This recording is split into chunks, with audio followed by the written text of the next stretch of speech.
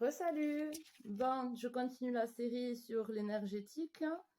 On en était au 4, la pensée. On en vient à la pensée. Donc, bon, la fiche est écrite, je vais la lire, hein, mais là, il y a un petit schéma si vous voulez vous en inspirer. Et je vais lire. La pensée. L'énergie et la matière sont deux aspects d'un même élément. L'énergie se transforme en matière et inversement, et cela de manière permanente. Mais pour induire ces transformations, il est nécessaire qu'au départ, il y ait une information qui pousse l'énergie à se condenser pour former une particule ou inversement qui déclenche la libération de l'énergie contenue dans une particule. Ainsi, en étudiant la matière, les physiciens ont découvert l'énergie et, en allant plus loin, l'existence d'une information ordonnant cet ensemble d'énergie matière. Matière, énergie, information. L'information va en former, c'est-à-dire donner la forme de la matière. Ainsi, l'information organise et ordonne la dualité onde corpuscule, énergie, matière. La pensée, notre pensée, est une information. Elle est portée par une onde et lui donne ses caractères, fréquence ou amplitude, à la manière des ondes radio. Donc, en gros, c'est comme quand on veut bâtir une maison, on a une idée, on met en place notre idée, nos plans, et après, on fait en sorte de bâtir par rapport à ce plan-là. Et bien, c'est pareil. Et quand on est malade, c'est pareil. On est malade, on a des anticorps et nos anticorps, ils vont automatiquement combattre la maladie parce que ils ont été créés déjà pour ça et qu'ils ont une information qui provient du cerveau, comme quoi, ça y est, tu as un rhume, donc va faire ton travail, quoi. Alors, nous savions déjà que la pensée était capable d'agir sur la matière.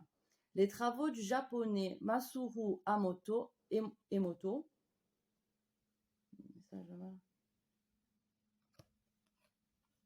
parce que là, il y a un petit 1 là. Le message de l'eau de Masaru Emoto. Ado Publishing. Bon, bref, ces travaux ont démontré que selon la nature de la pensée envoyée à un verre d'eau, par exemple une pensée d'amour ou de haine, l'aspect de la cristallisation de cette eau se modifie. Quand ils la mettent au congélo, apparemment, l'aspect de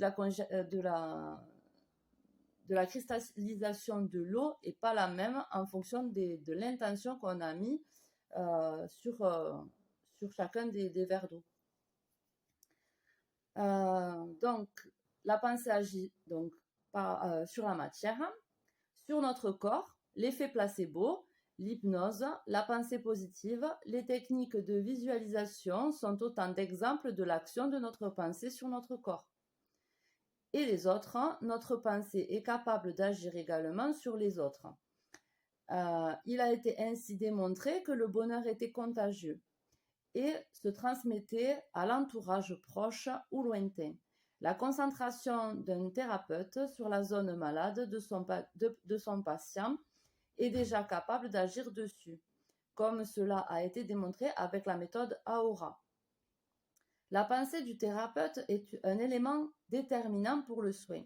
Ainsi, il est indispensable que le thérapeute soit dans le désir de soigner et de soulager son patient, demeure concentré sur le soin qu'il réalise et effectue les demandes de ce qu'il souhaite pour soigner le système énergétique de son patient. Mais ça, toute personne peut le faire. C'est-à-dire que si tu as le désir d'aller bien ou de t'auto-soigner, parce que si vous croyez au magnétisme, juste deux autres, ce soit aujourd'hui. Si vous croyez au magnétisme, couper le feu et tout ça, tout le monde peut le faire parce que c'est une énergie et on est énergie. Donc, si on a conscience de ça, si on a ce désir-là, cette concentration, cette croyance et tout ça, et bien, ça peut agir sur nous. Donc, bon, là, il parle de praticiens, donc de thérapeutes. Ces fiches, elles concerne les personnes qui veulent se former pour faire des thérapies, de l'énergétique. Mais on peut le faire, chacun peut le faire tout seul en fait. Il suffit d'avoir conscience de certaines choses. Voilà. Donc, nos pensées sont une énergie qui agissent sur la matière, sur notre corps et sur les autres. Si je me suis pas... Ouais, c'est ça. La matière, notre corps et les autres. Ensuite, les corps énergétiques. J'avais parlé sur l'autre vidéo des corps énergétiques, c'est-à-dire des vibrations que notre corps crée, notre pensée crée. On a autour de nous les énergies qui vibrent autour de nous, quoi. Et donc, ça s'appelle des corps énergétiques. Chaque être humain est constitué de 7 corps énergétiques. Le corps physique, appelé aussi corps minéral, et le corps visible à nos yeux, il est formé de cellules, donc notre corps. Le corps vital est le corps subtil, le plus proche de notre corps physique. Il est lui-même constitué de 2 sous-couches. Il est constitué de la sous-couche d'un corps éthérique qui concentre et stocke l'énergie destinée au corps physique. Il est aussi le moule du corps physique et des organes internes. C'est une genre d'énergétique, de corps énergétique de protection, quoi. Le corps astral, donc la deuxième sous-couche, c'est le corps astral ou corps émotion. C'est là que se forment ou que sont reçues les émotions. Si elles sont suffisamment fortes et puissantes, elles atteindront le corps physique. Ensuite, on a donc le corps physique, le corps vital qui est composé de 2 sous-couches, corps éthérique et corps astral. On a le corps mental, ou corps de la conscience, où se trouve l'esprit, où est la conscience de l'individu. Il est lui-même divisé en 2. La base mentale, qui est le siège de la raison, du raisonnement logique et de l'intelligence. Il est en relation avec l'inconscience et aussi avec le corps vital. Et la deuxième partie du corps mental, c'est le haut mental, qui est le siège de l'intuition, de la sensibilité et de l'esprit synthétique. Il est en relation avec le corps spirituel. Ensuite, on a le corps spirituel, est également formé de 2 sous-couches. Le corps spirituel, proprement dit, qui est une sorte de superconscient et qui revient d'incarnation en incarnation.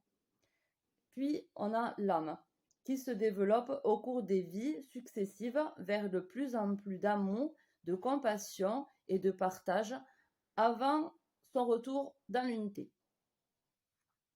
Ces enveloppes énergétiques sont colorées et fluctuantes selon l'état physique et mental de la personne. Des tâches peuvent y apparaître selon les émotions et les pathologies présentées. Les fortes émotions vont se fixer sur les organes qui sont en résonance avec elles, même niveau vibratoire. Elles peuvent être responsables de fuites énergétiques et de troubles, voire de maladies. Donc là, on a un schéma à peu près des couches énergétiques. Donc, la première, c'est le corps physique. La deuxième, c'est le corps vital, qui a 2 sous-couches, corps éthérique et corps astral. Ensuite, on a le corps mental, avec le bas mental et le haut mental. Ensuite, on a le corps spirituel, avec le corps spirituel et l'âme. Voilà. Et ça, c'est les vibrations que nous créons autour de nous par rapport à nos émotions, à notre pensée, à notre état physique aussi, parce que si on s'alimente mal, donc même les aliments, ils ont une vibration. Si on s'alimente de vibrations basses en tant qu'aliment, notre corps il se fragilise, il se fatigue. Si on ne dort pas assez, c'est pareil. Donc on vibre sous une fréquence basse et donc nos corps qui sont en relation, enfin nos corps énergétiques qui sont en relation avec notre corps physique, vibre aussi en basse vibration. Et ça peut attirer des carences, et puis ça attire du négatif, quoi. L'homme énergétique, la 5e. L'être humain est de nature énergétique parce que les nerfs du corps, tout comme les cellules musculaires, utilisent l'électricité, un flux nerveux, pour fonctionner. C'est à partir de là que sont réalisés par les médecins les électrocardiogrammes, les électrocéphalogrammes, des électromyogrammes, etc. Chaque cellule du corps présente des charges électriques différentes de chaque côté de sa membrane, cette dernière étant de nature phospholidique. Ouais, je me suis pas trompée. Elle constitue un excellent isolant électrique. Toute matière, toute particule de l'univers étant formée d'énergie. Il est évident que l'être humain étant constitué de matière dans sa partie visible, est également constitué de l'énergie. Ainsi, l'être humain est constitué de un corps physique perceptible à nos sens usuels, qui est formé d'énergie et vibrations lentes, basses vibrations. Il constitue donc notre premier corps énergétique. Et ensuite, il est constitué de plusieurs corps énergétiques, corps appelés corps subtils, perceptibles par le ressenti, l'intuition, la clairvoyance, qui sont formés d'énergie et vibrations rapides ou élevées, hautes vibrations. Chaque corps subtil présente une vibration différente et plus élevée que le précédent. Je suis postillonnée. Les corps subtils se trouvent à la fois dans le corps physique et débordent de celui-ci, en partant du corps physique pour aller vers le corps éthérique, astral, mental, spirituel. La fréquence devient de plus en plus rapide, entre parenthèses, élevée. Et chaque corps déborde toujours un peu plus du précédent. Chaque corps vibrant a une fréquence différente. Il se situe en fait dans un espace-temps différent des autres. C'est pourquoi l'être humain est présent en même temps dans différentes dimensions. Il est en fait le trait d'union entre ces différents espaces-temps. Voilà, il y a une représentation, mais voilà. Le cours est terminé, les enfants. Bon, voilà, j'espère que je vous apprends des trucs. Hein. C'est super sympa. Donc, si vous voulez pousser un peu plus loin, je vais continuer jusqu'au chakra, je pense, pour expliquer aussi un petit peu les chakras. Mais je ne ferai pas, évidemment, les 131 fiches. Si jamais vous êtes intéressé, hein, c'est Luc Baudin, 131 fiches de soins énergétiques. Voilà, passez une bonne fin de journée. Ciao, ciao.